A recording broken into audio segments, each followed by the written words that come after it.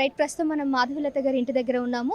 So బోనం ఎత్తే తరుణంలో ఆవిడ్ని హౌస్ అరెస్ట్ అయితే చేస్తారు పోలీసులు, తెలంగాణ పోలీసులు.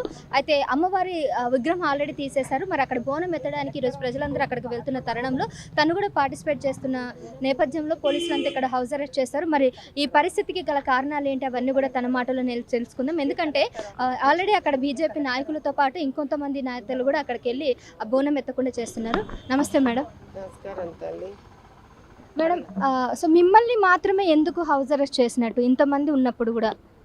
మంచి ప్రశ్న వేసినావు. నేను ఒక్కదాన్ని చాలు, నాకు చాలా పేర్లు ఉన్నాయి. శివంగి, ఫైర్ బ్రాండ్, ఎందుకు వస్తాయి పేర్లు? ఒక్కతిని చాలు కాబట్టి ఇంతమందికి. సార్ నన్ను ఒక్కదాన్ని ఆపితే వాడు అన్నీ ఆపేసేయగలరు కాబట్టి నన్ను ఒక్కదాన్ని వాడు ఆపడం వల్ల కాదు, వాళ్ళతో చేరి నాకు. నేను వస్తే బస్తీ వాళ్ళ జోష్ అంతా పెరుగుతుంది కాబట్టి నన్ను ఒక్కదాన్ని హౌస్ అరెస్ట్ చేశాడు, ఎవరిని చేయలేదు. ఇంకా రేవంత్ రెడ్డి మిమ్మల్ని చూసి భయపడుతున్నాడు అంటారా? నాకేం తెలుస్తుందమ్మా? పోలీస్ వాళ్ళకి ఇన్స్ట్రక్షన్స్ ఎవరి దగ్గర నుంచి రావాలి మీరే ఆలోచించుకోండి. పోలీస్ డిపార్ట్మెంట్ ఎవరి కింద ఉంది మీరే ఆలోచించుకోండి. మరి భయపడుతున్నారేమో నేనంటే, లేకపోతే బోనం ఎత్తనీయకపోవడం ఏందమ్మా? ఆలోచించండి. పెద్ద విషయమా బోనం ఎత్తడం? పెద్ద తప్ప, నేరమా, అన్యాయమా?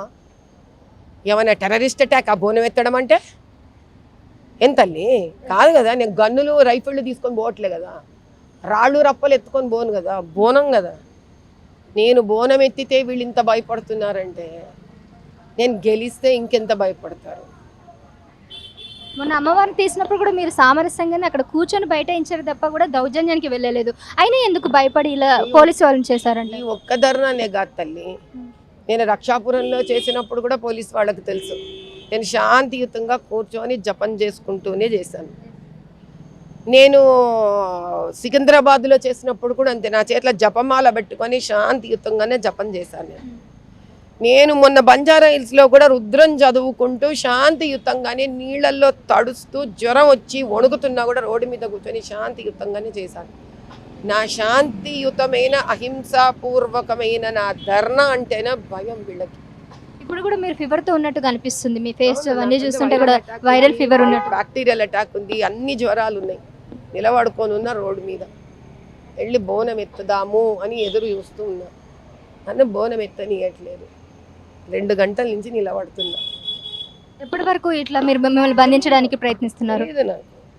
ఇప్పుడు మిమ్మల్ని ఆపేస్తే అక్కడ బోనం ఎత్తకుండా ఆపుతారంటారు ఆ కార్యక్రమాన్ని? మా మాధవీలత వల్ల ఏదైనా మొదలవ్వచ్చు కానీ ఏది ఆగిపోదు తల్లి, ఆగకూడదు. అర్థమైందా? ఏ పోరాటంలోనైనా నా వల్ల ఆ పోరాటము పెరిగింటది, ఉద్యమం కింద మారుంటుంది. కానీ మాధవీలత వల్ల అది ఆగదు, లేకపోతే ఆగదు తల్లి, ఆగకూడదు. ఇది రాజకీయం కాదమ్మా, ఇది సనాతన హిందూ ధర్మ పోరాటం. ఇది బస్తీ వాళ్ళ న్యాయ పోరాటం, ధర్మ పోరాటం. ఈరోజు నేను రేపు నేను ఉండను, నేను ఉండకపోతే ఉద్యమం ఆగుతుందా? ఆగదు, ఆగకూడదు. ఉద్యమంలో నేను ఒక భాగం మాత్రమే. నేను బోనం ఎత్తకపోయినా నా మనసులో ఎత్తాల్సిన బోనం ఏదైతే ఉందో అది ప్రతి స్త్రీ అక్కడ బోనాలకి ఎత్తుతూనే ఉంటుంది. అందరు ఎత్తుతారు, ఈరోజు బోనం ఎత్తుతూనే ఉంటుంది, జరుగుతూనే ఉంటుంది. ఏదో చూడండి, ఎంత పోలీసు వాళ్ళు ఉన్నారు చూసుకోండి. ఇక్కడ పొద్దున్న నుంచి కూడా ఇక్కడ అంతా కూడా ఉద్రిక్తత పరిస్థితి అయితే చూస్తూ ఉన్నాము. మ్యామ్, అయితే ఇంకొక విషయం ఏంటంటే మేడం, ఇది ఒక్కటేనే కాదు, కాంగ్రెస్ వచ్చిన తర్వాత హెచ్సిఏ విషయంలో కూడా భూ ఆక్రమణల గురించి అప్పుడు కూడా ధర్నా జరిగింది. ఇప్పుడు పేదవాళ్ళ యొక్క భూములు లాక్కోవడానికి కాంగ్రెస్ ప్రభుత్వం ఇంత చేస్తూ ఉంటే అసలు ఏమనుకోవాలి ప్రజలంతా కూడా? ప్రజలు ఇప్పటికైనా కళ్ళు తెరుచుకోవాలి తల్లి. న్యాయం ఎక్కడ ఉంది, అన్యాయం ఎక్కడ ఉంది? ప్రతిసారి పెద్ద పెద్ద వాగ్దానాలు చేసి వాగ్దానాలు నిలబెట్టకుండా కుర్చీ దొరికితే చాలు, కుర్చీలో వచ్చినంత వరకు ఒకటి మాట్లాడి కుర్చీలోకి వచ్చినాక చూసుకునేది అప్పుడు చూసుకుందాం లేని కుర్చీలో వచ్చి కూర్చున్న తర్వాత భూములు కబ్జాలు చేస్తూ గుళ్ళని కూలగొడుతూ ఎస్సీ ఎస్టీలు బీసీలు బడుగు వర్గాలకు ఇండ్లు ఇవ్వకుండా, గవర్నమెంట్ స్కూల్ అభివృద్ధులు చేయకుండా, రోడ్లు భయంకరంగా ఉంచి డ్రైనేజీలు ఇళ్లల్లో వస్తుంటే మరి ఇప్పటికైనా ఆ ఓటర్ అయితే గుర్తించాలమ్మా. ఇల్లులు ఇవ్వాల్సింది పోయి ఉన్న ఇల్లులను లాక్కోవడం, ఆ జాగాలను లాక్కోవడం అనేది దారుణం కదండి, చాలా అన్యాయం. ఇప్పుడు అది గవర్నమెంట్ ల్యాండ్ అంటున్నారు కదా, చూద్దాం ఏం కడతారో గవర్నమెంట్ ల్యాండ్. అమ్మవారి గుడిని కూడా కూల్చేసి ఆ గవర్నమెంట్ ల్యాండ్లో ఏం కడతారో చూద్దాం. లేదండి కేవలం బీజేపీ వాళ్ళే ఎందుకు వస్తున్నారు, బీఆర్ఎస్ వాళ్ళకి అసలు ఏం పట్టనట్టుగా ఎందుకు బిహేవ్ చేస్తున్నారు అంటారు? అది మీరు బీఆర్ఎస్ని అడగాలమ్మా. నేను ఒకళ్ళ గురించి మాట్లాడే వ్యక్తిని కాదు. ఒకళ్ళు ఎందుకు రావట్లేదు, ఒకడు ఎందుకు అన్నం తినట్లేదు, ఒకడికి ఎందుకు తపన లేదు, నేను మాట్లాడను.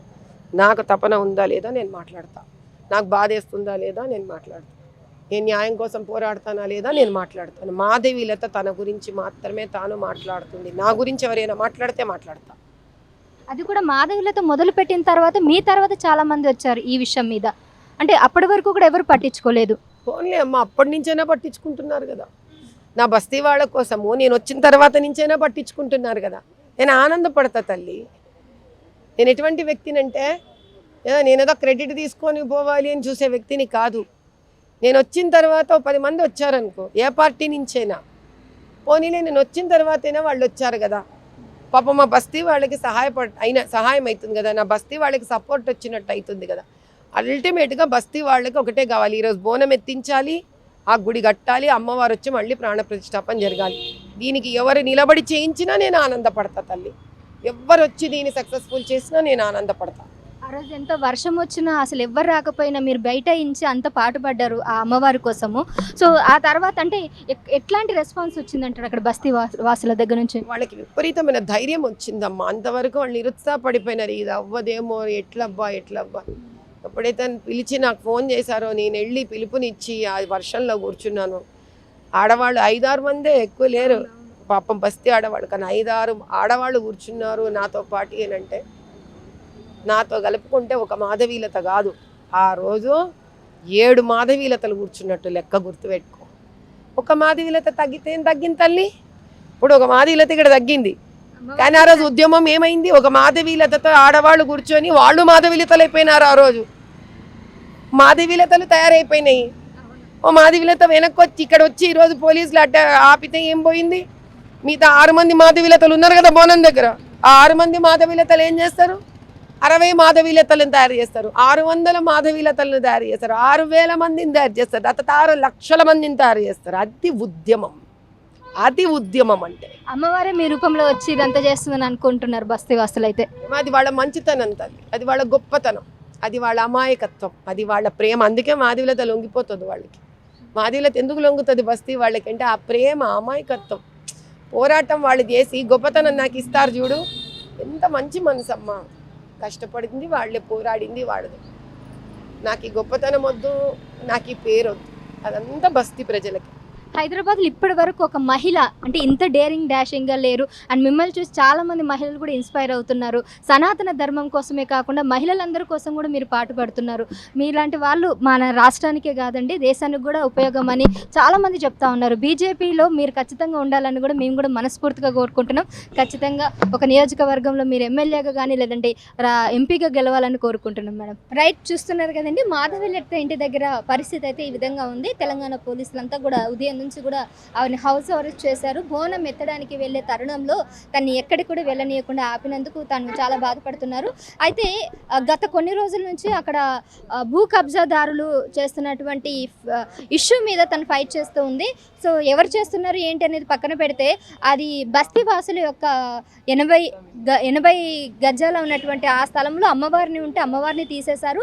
ఇప్పుడు అమ్మవారిని తీయడమే కాకుండా అక్కడ 13 ఎకరాల మీద కన్నుబడింది ప్రభుత్వానికి. అదంతా కూడా ప్రభుత్వ స్థలంలో అలా అక్రమంగా గుడులు, బస్తీవాసులు ఇల్లులు ఎలా కట్టుకుంటారంటూ వాళ్ళని పంపించడానికి ప్రయత్నిస్తున్నారనే ఉద్దేశంతోనే బీజేపీ నుంచి చాలామంది కార్యకర్తలందరూ కూడా ముందుకు వస్తున్నారు.